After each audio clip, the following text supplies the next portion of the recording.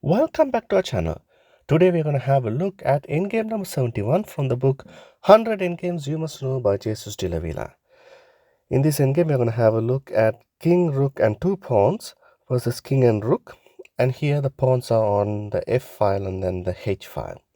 So it's black to move in this instance. White is actually threatening H7 check. So black uses distant effectiveness. As we know, the distance between the rook and the pawn are more than 3 or more squares, which means we can use distant effectiveness to give checks.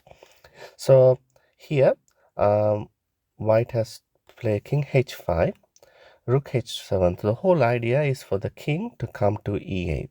So white simply maneuvers the king slowly to e8 to avoid any checks thereafter.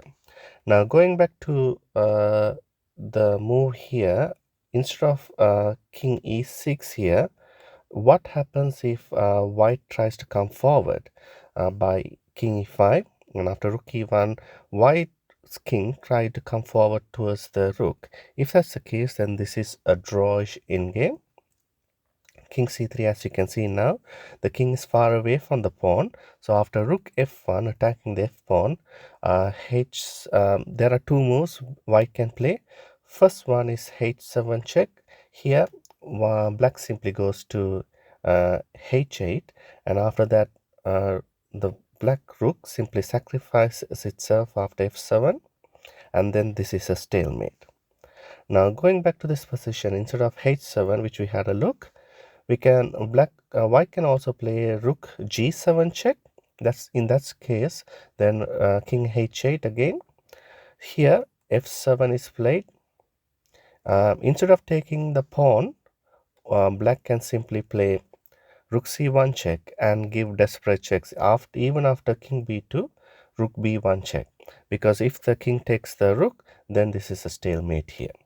So that's the whole point. We have to be careful. We need to bring the king closer to the pawn, so which means here in this instance king e8, and after rook e1 there are no more checks here, and the rook attacks the f pawn.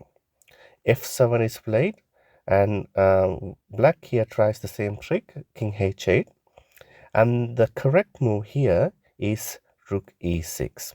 As you can see, the g8 square, the g7 square, both of these squares are now covered, and in the next move white will simply promote to a queen and win this endgame.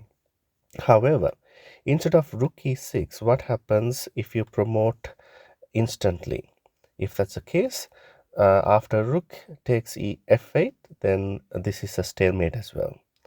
So you need to be careful in these kinds of endgames. I hope you enjoyed this video. For more videos like this, please like and subscribe, and it's bye for now.